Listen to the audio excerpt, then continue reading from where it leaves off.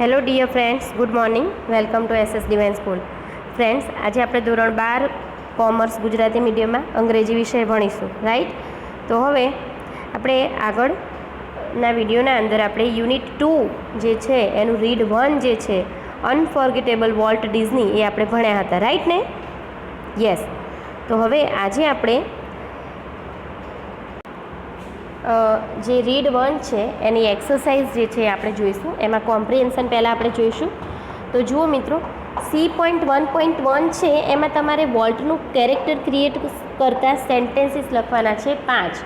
એ તમે તમારા નોલેજ માટે લખી શકો, બાકી અત્યારે હાલ એને લખવાની જરૂર નથી, કેમ કે તમે જ્યારે શોર્ટ નોટ તૈયાર કરશો તો એના અંદર એ આવી જશે.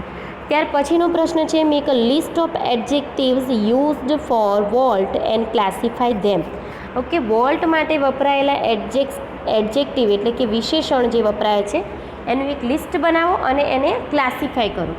તો એમાં ક્લાસિફિકેશન શેમાં કરવાનું છે એ તો આપેલું છે: creative, psychological, work oriented, ambitious, artistic અને અધર્સ. ઓકે, તો મેચલેસ ઇમેજિનેશન છે, વર્ચ્યુઓસો ઇમેજિનેશન છે, ઓકે, મ્યુઝિકલ, ફર્ટાઇલ ઇમેજિનેશન અને ઇક્વલ ક્રિએશન, કે આ બધા જે શબ્દો છે એ બધા ક્રિએટિવમાં આવશે. ઓકે, પછી છે કોમ્પ્લેક્સ મેન, એ સાયકોલોજીકલના અંદર આવશે. પછી વર્ક ઓરિએન્ટેડના અંદર તમે લખી શકો છો સક્સેસફુલ, સ્ટબોર્ન, ઓકે, ઇન્ડસ્ટ્રીયલ્સ વગેરે જેવા. પછી એમ્બિશિયસ જે છે એમાં તમે લખી શકો છો મોસ્ટ એમ્બિશિયસ. ઓકે, એમ્બિશિયસ ખરા પણ કેવા? Most ambitious. પછી અધર્સના અંદર તમે લખી શકો છો કે ક્રિએટિવ હતા, ઓકે, પછી એસ્થેટિક હતા, ઓકે, સોરી, હા, અધર્સમાં એ લખી શકો છો. અધર્સમાં તમે વાર્મ, કાઇન્ડ અને પર્સનાલિટી જેવા લખી શકો છો. વાર્મ અને કાઇન્ડ પર્સનાલિટી જેવા. જ્યારે આર્ટિસ્ટિક છે એના અંદર તમે ક્રિએટિવ અને એસ્થેટિક લખી શકો છો. હવે ત્યાર પછી જુઓ મિત્રો, C.1.3 એમાં તમારે એ સ્ટેટમેન્ટ જો સાચું હોય તો તમારે યસ આપવાનું છે અને નો હોય તો નો લખવાનું છે. સાચું ના હોય તો નો લખવાનું છે. અને જો સાચું નથી, મતલબ કે સ્ટેટમેન્ટ જો ફોલ્સ છે તો તમારે એનો રાઈટ આન્સર કરીને લખવાનું છે. ઓકે, એક્ઝામ્પલમાં આપેલું છે, Walt was a warm and heartless personality who brought fun into the homes of millions of people. એટલે કે વોલ્ટ્સ એક એવા વ્યક્તિ હતા કે જે દયાળુ હતા અને હૃદયહીન હતા, હાર્ટલેસ. ઓકે, હાર્ટલેસ હતા. એમની પર્સનાલિટી કે છે હાર્ટલેસ હતી, કે જે લાખો લોકોના ઘરના અંદર આનંદ આપતા હતા, આનંદ લાવતા હતા. તો હાર્ટલેસ આવે નહીં તો નો આવશે. હાર્ટલેસની જગ્યાએ શું આવશે? કાઇન્ડ આવશે. બરાબર, સરસ. હવે જુઓ બીજું છે, એટલે કે 1 number, Walt used to sit gloomily. Walt use to sit gloomily and Walt used to sit gloomily through the saddest cartoon, trying to focus on some way to improve it. એટલે કે અહીંયા ગ્લુમીલી અને ઇમ્પ્રૂવ ઇટ, આ જે બે વર્ડની નીચે underline કરેલી છે. ઓકે, તો આ વાક્ય જે છે એ ખોટું છે. તો એની જગ્યાએ શું આવશે? Walt would sit gloomily. Okay, Walt used to sit નહીં, Walt would sit gloomily through the funniest cartoon, saddest cartoon નહીં, funniest cartoon, and concentrating on some way to improve it. બરાબર? મતલબ કે તમે ટેક્સ્ટ બુક જો સરખી રીતે વાંચી હશે તો તમને એનું જે સાચું વાક્ય છે એ તમારે શોધીને એની જગ્યાએ લખવાનું છે. Walt had angrily nursed the dream of a new kind of amusement park for years together. તો એની જગ્યાએ સાચું વાક્ય કયું આવશે? Yes, Walt had quietly nursed the dream of a new kind of amusement. સાચું વાક્ય આવશે, Walt had quietly nursed the dream of a new kind of amusement park for years together. Okay, હવે 3 નંબર જુઓ, The success of Disneyland totally changed Walt and he remained as a simple man. આ પણ ખોટું છે. એની જગ્યાએ શું આવશે? The success of Disneyland never changed Walt and he remained the simplest of men. Okay, હવે 4 નંબર જુઓ, Young Roy was so surprised at Walt's graphic telling of a fairy tale that he remembered all about his mishaps. આ પણ ખોટું છે. એની જગ્યાએ આવશે young Roy was so surprised at Walt's graphic telling of the fairy tale that he forgot all about his measles. Okay, હવે next જુઓ મિત્રો, નેક્સ્ટ પેજ પર 5 નંબરમાં millions of people flocked to see the unique creation of Walt's imagination. તો આ વાક્ય સાચું છે, રાઈટ.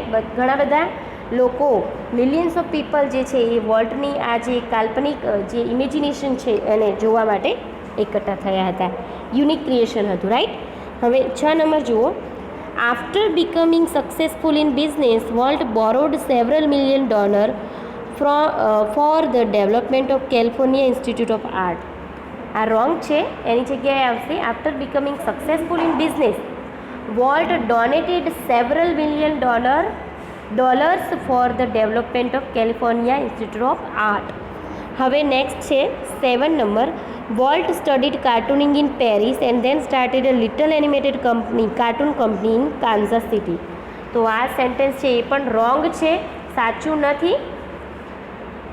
એની જગ્યાએ આવશે Walt studied cartooning in Chicago and then started a little animated cartoon company in Kansas City. Okay, હવે નેક્સ્ટ છે 8 number. Walt was only 15 years old when he decided to try his luck in Hollywood. Okay, આ પણ wrong છે. એની જગ્યાએ આવશે volt was only 21 years old when he decided to try his luck in Hollywood. પછી 9 number. The Alice cartoon were not very successful, so Walt started a new series called Oswald the Rabbit. Okay, આ જે છે એ right છે. Okay, કેમ કે Alice કાર્ટૂને કંઈ સારી એવી કમાણી ન કરી એટલા માટે એને ઓસ્વાલ્ડ રેબિટ શરૂ કરી હતી. હવે 10 નંબર છે. Even on the previous night of his death, volt was full of plans for the future. જ્યારે એનું મૃત્યુ થવાનું હતું એ રાત્રિએ પણ એ ભવિષ્યના પ્લાન માટે, મતલબ ફૂલ ઓફ એનું મન જે છે એ ભવિષ્યના જે શું કામ કરવાનું છે એ આઈડિયાથી ભરેલું હતું. બરાબર. હવે નેક્સ્ટ છે કમ્પ્લીટ ધ સેન્ટેન્સીસ. આ વાક્ય જે છે એ તમારે પૂરા કરવાના છે. તો તમે આ સ્ટોરી વાંચીને એમાંથી જાતે પૂરા કરશો. તમારે આ એક્સરસાઇઝ છે એ ટેક્સ્ટ બુકની અંદર જ લખવાની છે. ઓકે, જવાબો, બધા જ જવાબો તમારે પેન્સિલથી માત્ર ટેક્સ્ટ બુકમાં લખવાના છે. તમારે નોટબુકના અંદર ખાલી આના જે ગ્લોસરી છે એ અને જે શોર્ટ નોટ છે એ અને જે ક્વેશ્ચન આન્સર હું તમને કહું એ તમારે લખવાના છે. હવે આ ચેપ્ટરના હાર્ડવર્ક તો તમે તમારી નોટબુકમાં લખી દીધા હશે. આજે હું તમને આની જે શોર્ટ નોટ છે વોલ્ટની એ હું તમને મોકલી આપીશ, જે તમારે લખવાની રહેશે. બરાબર. પછી હવે આ C.4 જે છે એ તમારે જાતે કરવાનો છે. એવી જ રીતે find the sentences from the text with similar meaning. એ અહીંયા જે વાક્ય આપેલું છે એના સિમિલર મિનિંગ ધરાવતું વાક્ય આપણી ટેક્સ્ટના અંદર છે, તો એ તમારે શોધીને એની નીચે તમારે અંડરલાઇન કરીને નંબર આપી દેવાના, લખવાની જરૂર નથી. ઓકે, હવે અહીંયા write one sentence to show significance of this in Walt's life. વોલ્ટના જીવનની અંદર આનું શું મહત્ત્વ છે એ દર્શાવતું તમારે એક વાક્ય અહીંયા લખવાનું છે. Okay, trains. તો ટ્રેન વિશેનું વાક્ય તમે બુકમાંથી શોધીને લખી શકો છો. ઓકે, પછી Walt never lose his love for train. એ પછી એલિસ ઇન કાર્ટૂનલેન્ડ છે તો એમાં તમે લખી શકો છો Alice in Cartoonland did not make much. Okay, text બુકના અંદર જે શબ્દો, આ શબ્દોનું જે વાક્ય આપેલું છે સેમ તમે એ પણ લખી શકો છો. ત્યાર પછી છે 7 નંબરની exercise. Tick mark the sentence or praise is nearest meaning. Okay, જે નજીકનો મિનિંગ ધરાવતું હોય એના પર તમારે સાચું ટીક માર્ક કરવાનું છે. ઓકે, તો જુઓ, પહેલું છે half expect to encounter that tall country boy figure head board in thought about some new project. તો અહીંયા જવાબ આવશે the narrator talks about Walt's habit. Okay, Walt કેવો હતો એ અહીંયા દર્શાવ્યું છે, રાઈટ. ત્યાર પછી જુઓ મિત્રો, he was genius who has an extraordinary ability to add an extra stroke of imagination to any story of or idea. તો અહીંયા આવશે through his art he would add in beauty to any story. Okay, ત્યાર પછી 3 number પર છે Walt was a complex man, એટલે કે he was not easy to understand. Complex એટલે કે જેને આપણે સરળતાથી સમજી ન શકીએ તે. It didn't seem as exciting as when uncle told it. Uncle Walt told it. તો અહીંયા જવાબ આવશે Walt presented the story better than the movie could, એટલે કે મૂવીમાં જે બતાવ્યું છે એના કરતાં વોલ્ટ સારી રીતે રજૂ કરતા હતા. Whatever it is I have got don't get it. તો અહીંયા જવાબમાં આવશે he didn't want anyone to suffer from the same disease, એટલે કે મને જે થયું છે તે બીજાને ન થાય. તો એનો મતલબ છે કે મને જે રોગ થયો છે એ રોગથી બીજી કોઈ વ્યક્તિ સફર ન કરે, એનાથી પસાર ન થાય. The rest is a history, અને બાકી જે છે એ હિસ્ટ્રી છે, એટલે એમાં જવાબ આવશે the world knows what happened then onwards, એટલે દુનિયા જાણે છે કે પછી શું બન્યું છે, એટલે કે બાકીની જે છે એ ઇતિહાસ છે. પછી છે give arguments to prove these statement, એટલે આ સ્ટેટમેન્ટ ને પ્રૂવ કરવા માટે તમારે આર્ગ્યુમેન્ટ આપવાના છે, જે લખવાની જરૂર નથી. ઓકે, અને અહીંયા ક્વેશ્ચન આન્સર્સ આપેલા છે, માત્ર આપણે ખાલી એને સોલ્વ કરી લઈશું. અત્યારે હાલ એને નોટબુકમાં લખવાના નથી. Okay, write 3 sentences about the personality of Walt, એટલે કે વોલ્ટની પર્સનાલિટી માટે 3 વાક્યો લખવાના છે. તો તમે Walt was a complex man એ પણ લખી શકો છો. ઓકે, પછી તમે લખી શકો છો કે વોલ્ટ ઇઝ ઇમેજિનેટિવ, એ બહુ જ ઇમેજિનેટિવથી ભરપૂર હતા. ઓકે, પછી એ બહુ જ ઇન્ડસ્ટ્રીયસ હતા, કાઇન્ડ પર્સનાલિટી ધરાવતા હતા. એ બધા વાક્યો તમે લખી શકો છો. પછી છે what was Walt for different people, કે જે જુદા જુદા લોકો માટે વોલ્ટ કેવા હતા. તો અકોર્ડિંગ ટુ હિઝ બ્રધર તમારે એ લખવાનું છે કે વોલ્ટ જે છે એ ઇન્ડસ્ટ્રીયસ હતા, અને બેન્કર જે હતા એમના માટે કેવા હતા, વાઇલ્ડ હતા, કેમ કે એમને ખબર નહીં ક્યારે બેંકનું દેવાળું કરી મૂકે. ઓકે, પછી બીજા લોકો માટે રાઇટર પ્રોડ્યુસર માટે કેવા હતા, લાખો લોકો જે એને ટીવી શો જોતા હતા એના માટે કેવા હતા, એ પણ બધું તમે લખી શકો છો.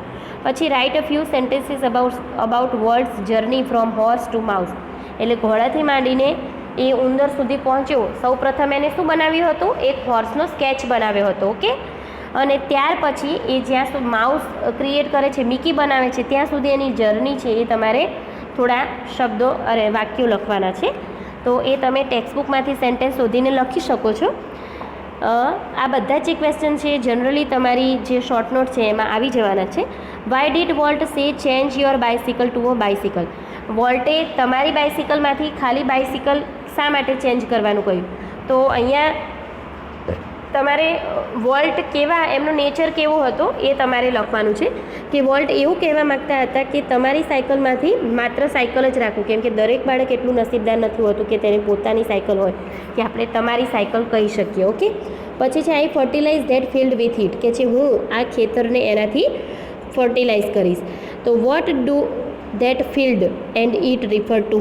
ઓકે, તો ફિલ્ડનો મતલબ શું છે અને ઇટ એટલે શું, તો કે છે ફિલ્ડ એટલે કે એનો સ્ટુડિયો, અને ઇટ એટલે કે એની જે કમાણી, જે પૈસા મળે છે એ પૈસાથી એ સ્ટુડિયોને ફર્ટિલાઇઝ કરવાનો છે. Okay, that inspiration, what inspiration do you get from the last days of Walt, વોલ્ટનો જે છેલ્લો દિવસ હતો જ્યારે એ મરણ પથારી હતો, તો એ દિવસે એ જે હતો એમાંથી તમને શું પ્રેરણા મળે છે. તો એમાંથી આપણને એ પ્રેરણા મળે કે કોઈએ never give up effort till the last moment is what we learn from the life of Walt, એટલે કે છેલ્લા દિવસ સુધી આપણે પ્રયત્ન કરવો જોઈએ, એને છોડવું ન જોઈએ. List creation of Walt, write 1 or 2 sentences about it, એટલે વોલ્ટે શું શું સર્જન કર્યું એનું લિસ્ટ બનાવો અને દરેકના વિશે 2 વાક્યો લખો. તો આ હતા આપણા ક્વેશ્ચન આન્સર્સ. ઓકે, જે તમારે નોટબુકમાં લખવાના નથી અત્યારે. ઓકે, હવે આપણે આ કાવ્ય છે શેપર શેપ્ડ. ઓકે, એટલે કે ઘડનાર, ઘડાઈ ગયો. ઓકે, ઘડનાર જે છે એનું એ પણ ઘડાઈ ગયો છે. આ કાવ્ય જે છે એ હરીન્દ્રનાથ ચટ્ટોપાધ્યાયે લખેલું છે. મિત્રો, કોઈ પણ કાવ્ય જ્યારે આપણે ભણીએ છીએ ત્યારે તમને ખબર હોવી જોઈએ કે એના કવિ કોણ છે. ઓકે, તો અહીંયા કાવ્ય જે છે એના કવિ છે શેપર શેપ્ડ એટલે કે ઘડનાર ઘડાઈ ગયો. કાવ્યના કવિ છે હરીન્દ્રનાથ ચટ્ટોપાધ્યાય. હવે અહીંયા એના જે કેટલાક હાર્ડવર્ડ છે એ હું તમને લખી અને ફોટો કરીને મોકલી આપીશ. તેમ છતાં હું અત્યારે બોલી જાઉં છું એકવાર, તમે નોટબુકમાં લખી શકો છો. મોલ્ડ એટલે કે આકાર આપવો. પછી યીલ્ડિંગ એટલે કે પોચું અથવા ચીકણું. સીઝડ એટલે અટકી જવું, થોભી જવું. ઇનનંબરેબલ એટલે કે અસંખ્ય. ઓકે. પછી ન્યૂ ગોટ એટલે કે નવું મળેલું. ઓલે. પછી ફેશનર એટલે કે ઘડનાર અથવા કઈ વસ્તુ બનાવનાર, કઈ વસ્તુને આકાર આપનાર. પછી ગ્લિટર્ડ એટલે કે ચમકવું. પછી ગ્લીમ્ડ, ગ્લીમ એટલે કે ઝબકવું. પછી બ્રીમિંગ એટલે બ્રીમિંગનો મિનિંગ પણ એવો જ થાય છે, ગ્લોઈંગ વિથ અથવા તો ઓવરફ્લોઈંગ વિથ એટલે કે ચમકવું, ની સાથે ચમકવું અથવા ની સાથે આગળ વધવું, ઓવરફ્લોઈંગ. પછી બાયગોન એટલે કે ભૂતપૂર્વ. પછી હર્લ એટલે કે ફેલાવવું. ઓકે. ઇન્સોલેન્સ એટલે કે અહંકાર. પછી નીલિંગ એટલે કે બોઈંગ એટલે કે ઘૂંટણીએ પડીને પ્રાર્થના કરવી. અને સુપ્રીમ એટલે કે જે ભગવાન છે તે. ઓકે. પછી જુઓ મિત્રો, હવે આપણે કાવ્ય સમજી લઈશું ફટાફટ રીડિંગ કરતાં. In days gone by, I used to be a potter who would fill his fingers mold the yielding clay to patterns on his wheels. But now, through wisdom lately won, that pride has died away.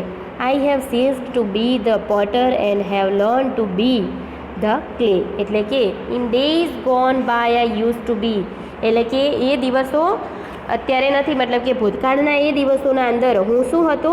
A Potter who wood fill કે એક હું કુંભાર હતો કે જે એવું માનતો હતો કે એની આંગળીઓ his finger mould the yielding clay એટલે કે જેની આંગળીઓ પેલી ચીકણી માટીને ઘડી શકતી હતી, આકાર આપી શકતી હતી. To patterns on his wheel એના ચાકડા પર જુદા જુદા ઘાટ ઘડી શકતી હતી.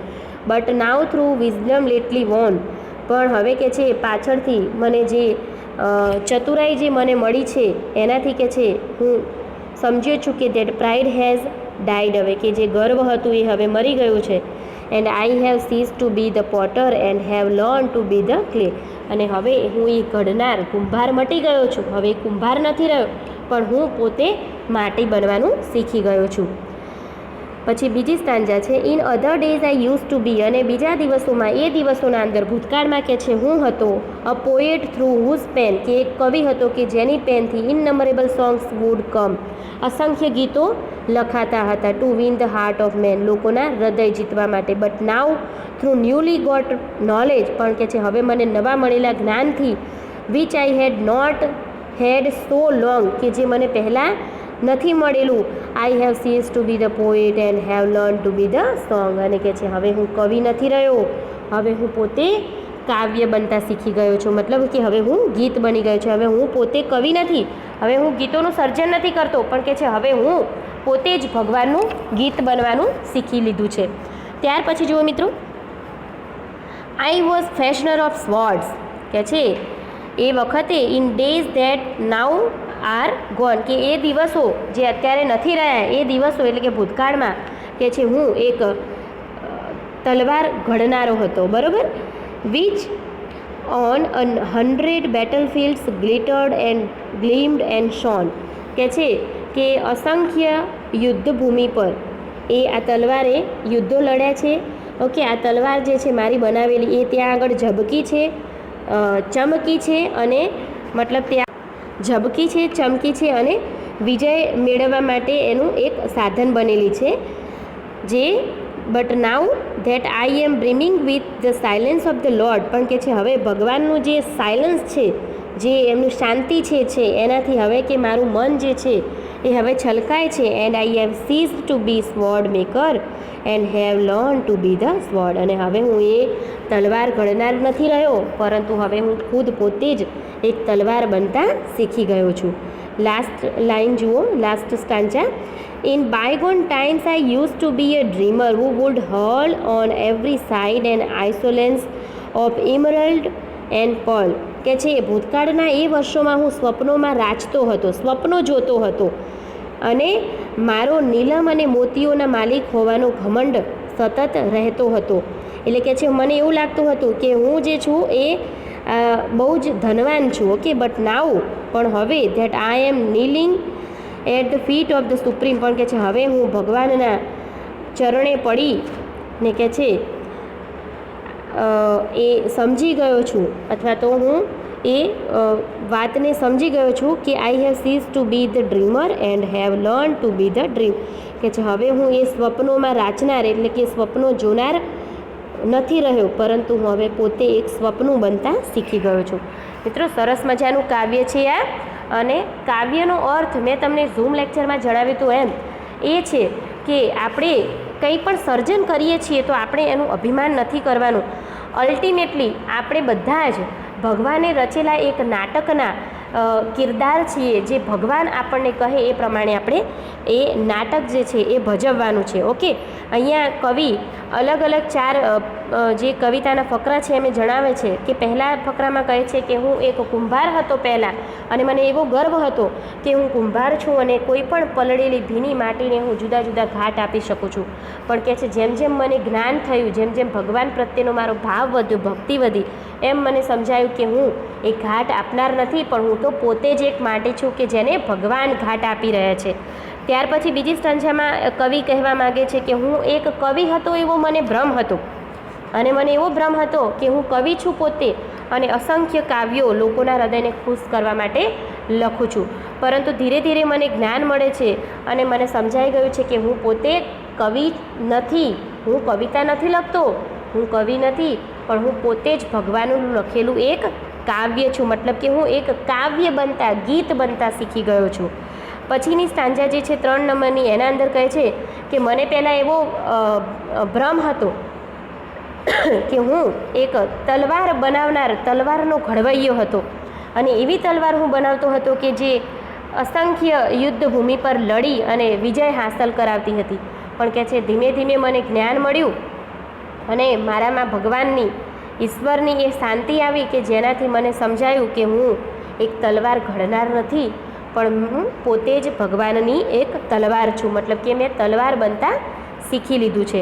અને લાસ્ટ સ્ટાન્જા જે છે એના અંદર કહ્યું છે કે ભૂતકાળના એ સમયના અંદર મને એવું લાગતું હતું કે હું એક સ્વપ્નો જોનાર છું, સ્વપ્નદ્રષ્ટા છું, કે જે હંમેશા એવું સ્વપ્ન જોતો હતો કે હું ધનવાન માણસ છું, મારી પાસે તો અસંખ્ય હીરા ઝવેરાત છે. ઓકે, હું આ બધી વસ્તુનો માલિક છું.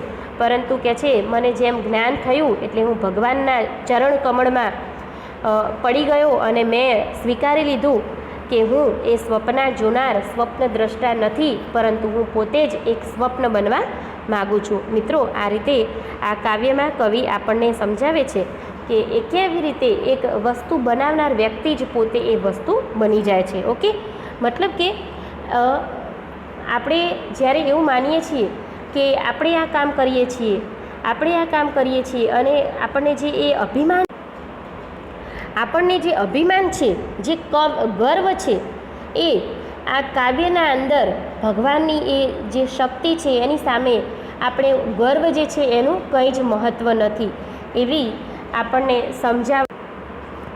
એવું આ સમજાવવામાં આ કાવ્યમાં આપણને આવ્યું છે. તો આઈ હોપ તમને આ કાવ્ય સરસ રીતે સમજાઈ ગયું હશે. હવે બાકીની એક્સરસાઇઝ જે છે આપણે પછીના વિડીયોમાં જોઈશું. ઠીક છે, ચલો તો thank you very much and all the very best.